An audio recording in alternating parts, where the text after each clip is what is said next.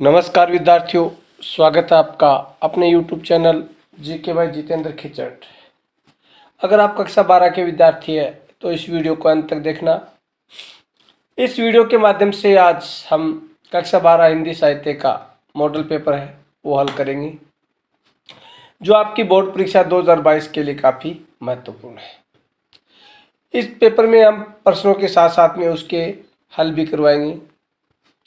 सबसे पहले भगवान कृष्ण पांडवों का संदेश लेकर कहाँ गए थे? इन प्रश्नों के उत्तर नीचे आपको दे रखे हैं। तो सबसे पहले प्रश्न का उत्तर है कुरुक्षेत्र गए थे। प्रश्न संख्या 2, ऐसी शब्द का अर्थ है ऐसी यानी तलवार। प्रश्न संख्या 3, कृष्ण ने युद्ध टालने हेतु कितने गांव मांगे थे? यानी कृष्ण जी ने युद्ध टालने हेतु कितने गांव मांगे थे? 3 का है, उसमें 15 गांव मांगे थे। और ऐसी का होता है बाण, तलवार नहीं बाण। 4 नंबर, दुर्योधन के लिए असाध्य कार्य क्या था? दुर्योधन के लिए असाध्य कार्य क्या था? तो दुर्योधन के लिए असाध्य कार्य था कृष्ण को बांधना। 5 नंबर, उल्टे हरि को बांधने चला। यहाँ हरि शब्द का अर्थ है भीषम है हरि शब्द का अर्थ। 6 नंबर, जब नाश मनुज पर छाता है पहले विवेक मर जाता है। आए थे हरि भजन को उठने लगे कपास। यानी ये एक लोकोक्ति है, जब नाश मनुज को छाता है पहले विवेक मर जाता है। यानी आए थे हरि भजन को रोटने लगे कपास, यानी छल पूर्वक। उसके बाद 2 नंबर प्रश्न, दिए गए रिक्त स्थानों की पूर्ति कीजिए। ओज गुण में वर्ण की प्रधानता होती है, द्वित्व यानी संयुक्त एवं पुरुष। केशवदास ने कवि प्रिया में दोषों का विवेचन किया है, काव्य दोषों का। दोहा छंद में प्रथम व तृतीय चरण में 13-13 मात्राएं और दूसरे और चौथे चरण में 11-11 मात्राएं होती है। सोरठा दोहे का ठीक उल्टा होता है। अनुप्रास अलंकार में किसी वर्ण की होती है एक से अधिक बार आवर्ती यानी पुनरावृत्ति। उपमा अलंकार के अंग होते हैं, उपमा अलंकार के 4 अंग होते हैं। प्रश्न संख्या 3, निम्नलिखित अति लघुत्तरात्मक प्रश्नों के उत्तर दीजिए और प्रत्येक के लिए अधिकतम शब्द सीमा है 20 और प्रत्येक प्रश्न 1 अंक का है। अनुप्रास अलंकार से युक्त कोई एक मौलिक उदाहरण दीजिए। जैसे भगवान भक्तों की भयंकर बुरी भीति भगाएंगे, यानी भय शब्द के इसमें क्या हुआ है पुनरावृत्ति हो रही है। 2 यमक अलंकार की परिभाषा लिखिए। जहाँ एक शब्द की एक से अधिक बार आवृत्ति होती है और प्रत्येक बार अर्थ भी भिन्न भिन्न निकलता है, उसे बोलते हैं यमक अलंकार। मीडिया की भाषा में बिट का तात्पर्य क्या है? पत्रकारिता की भाषा में बिट जानकारी व दिलचस्पी के अनुसार कार्य विभाजन को कहते हैं। विभिन्न विषयों से जुड़े समाचारों के लिए संवाददाताओं के बीच काम का विभाजन आमतौर पर उनकी दिलचस्पी और ज्ञान को ध्यान में रखकर किया जाता है। मीडिया की भाषा में इसे ही बिट कहा जाता है।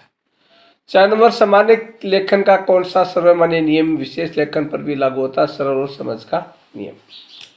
5 नंबर, विशेष लेखन के विभिन्न क्षेत्रों में से किन्हीं 4 क्षेत्रों के नाम लिखिए। व्यापार, खेल, विज्ञान, प्रौद्योगिकी और कृषि। 6 नंबर, रामचंद्र शुक्ल जी के पिताजी को किसके नाटक अति प्रिय थे? रामचंद्र शुक्ल जी के पिताजी को भारतेंदु जी के नाटक अति प्रिय थे। 7 नंबर, धर्म के कितने लक्षण बताए गए हैं? सुमेरिनी के मन के अध्याय के आधार पर लिखिए। धर्म के 10 लक्षण बताए गए हैं। 8 नंबर है, देवसेना का गीत के कवि का नाम क्या? जय शंकर प्रसाद। 9 नंबर, सरोज समृति कविता किस पर केंद्रित है? कवि निराला की दिवंगत पुत्री सरोज पर केंद्रित है। 10 नंबर, कविता किस परंपरा के रूप में जन्मी है? वाचिक परंपरा के रूप में। 11 नंबर, एक नाटक में मुख्यतः कितने अंक होते हैं? एक नाटक में मुख्यतः 3 अंक होते हैं।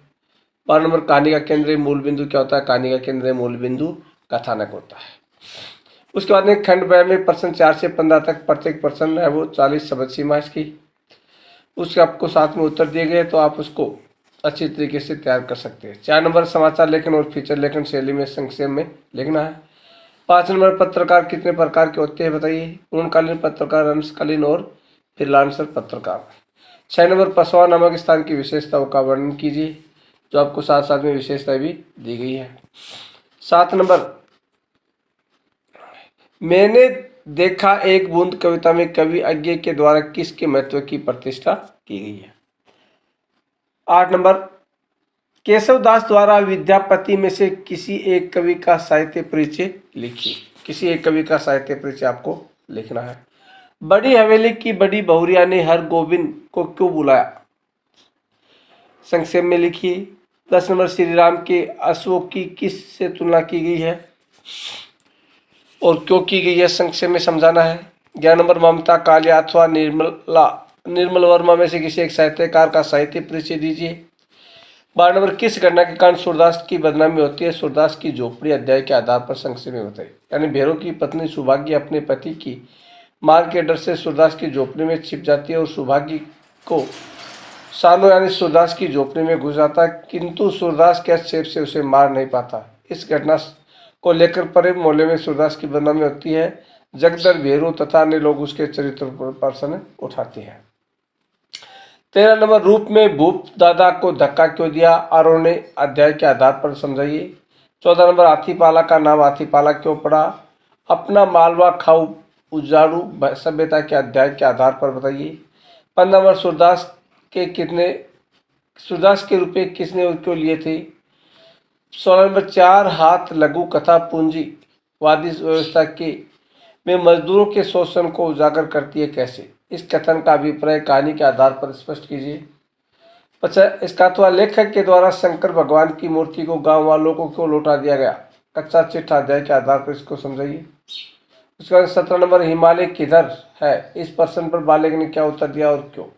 क्या आपकी दृष्टि में उत्तर सही है? विस्तार से समझाइए। अथवा एक कम कविता के आधार पर स्वतंत्रता पश्चात भारतवर्ष की स्थिति का चित्रण कीजिए। आपको उत्तर साथ में दिए गए हैं, तो आप इसका स्क्रीनशॉट लेकर या वीडियो को स्लो मोशन में चलाकर आप इसका क्या कर सकते हैं, उत्तर है वो देख सकते हैं। उसके बाद में 18 नंबर, हमारे आज के शहर नियोजकों और इंजीनियरों तथा पुरातन नियोजकों में एक अंतर बताइए। अपना मालवा खाऊ उजाड़ू सभ्यता के आधार पर।